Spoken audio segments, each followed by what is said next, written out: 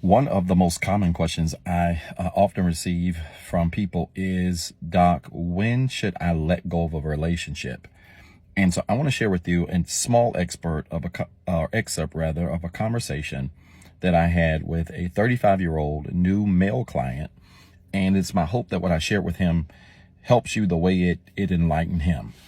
He reached out to me and we had a session, and he is in a 3-year relationship with someone that he says he really loves.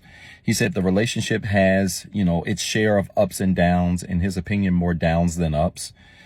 And he said, Doc, I just need to know, when would I know that it's time to move on? I said, there's 2 things I want you to think about. Number one, if you're even questioning it, I don't want you to ignore the fact that it's a question in and of itself. Sometimes we don't need to ignore what our gut or our spirit is telling us. That's number one. But number 2, I said, have you ever seen someone go bull riding? He said, what? I said, have you ever seen someone go bull riding? He said, not in person. I said, on TV? He said, yeah. I said, perfect. Tell me how that process works. He said, well, they come out of the gate, they're riding the bull, and the bull's going crazy. I said, great.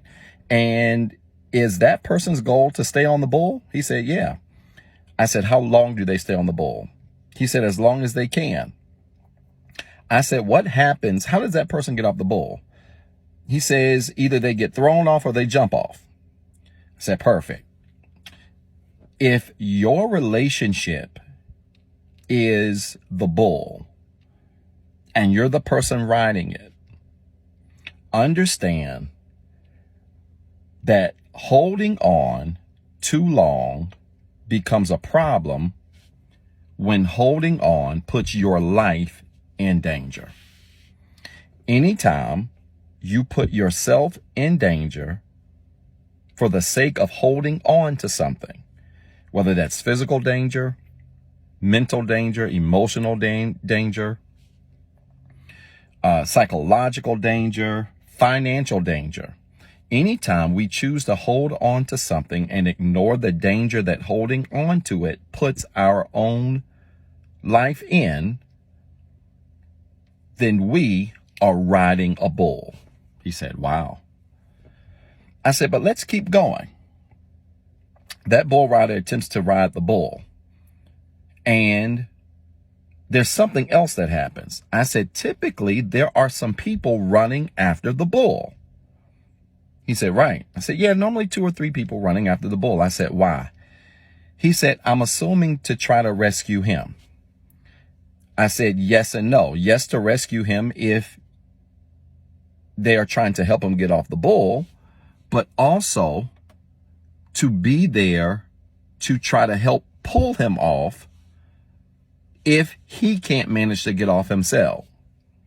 Many of you have been stuck in bad relationships and connections with people, and many of your friends and family have attempted to rescue you. But because you have been so dead set on staying on the bull, you've ignored all of the signs and the cries for assistance that have come from friends and family, because you've been dead set and determined to make the bull ride work. I said, you cannot ignore not only your own intuition in some regards, especially if you're healthy and whole, because that matters. Many people think they are being guided by intuition, but intuition on an unhealthy foundation could really be delusion. I said, but if you're healthy and whole or trying to be that, you should not only ignore your gut feeling or your spirit guiding you, you also should not ignore the fact that sometimes our surroundings and people connected to us will help to warn us and say, it's time to jump off. He said, wait a minute, Doc, I got you. I said, what do you mean? He said, now I've seen bull riding and the bull calms down and the person stays on the bull. I said, you absolutely have. I said, I'm glad you said it. What happens if that person stays on the bull and the bull calms down? Does he just ride it back in the gate? He says, yeah. I said, no, he doesn't. He doesn't ride it back into the gate. What happens is those friends still try to chase that bull, because those friends understand that while the bull has calmed down, it's still wise for him to get off the bull. This is for those of you that have been in up and down relationships, where you've had some good days and you've had some bad days. You've had a lot of mountaintop experiences with people, but you've had a lot of valleys with them. In other words, it's been borderline toxic in that the highs are really high and the lows are really low. And you think that because you've gone 2 weeks without an argument, that things are getting better, not thinking about the fact that you've been arguing for the last 40 days.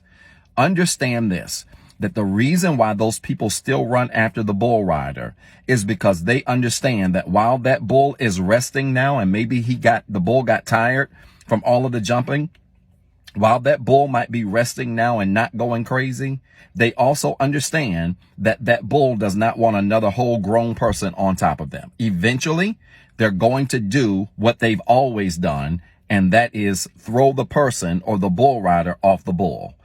Understand this, that just because things might be calm in your life right now or in your relationship right now does not mean you need to evaluate the entirety of a relationship on 2 good weeks. Know this, that in a culture that celebrates songs like Before I Let You Go and We Hold the Note Forever, please understand that anytime you put yourself in danger attempting to hold on to something, you have officially reached a place where you have made your own well-being not as important, or yes, not as important as that relationship. You should never put your own health, wealth, and well-being in jeopardy in the name of holding on to something that's literally trying to throw you off. I hope this made sense. If it did, type church in the comments with 3 R's. And remember, you've got 2 jobs. 1, be better today than what you were yesterday. And 2, don't forget what I told you.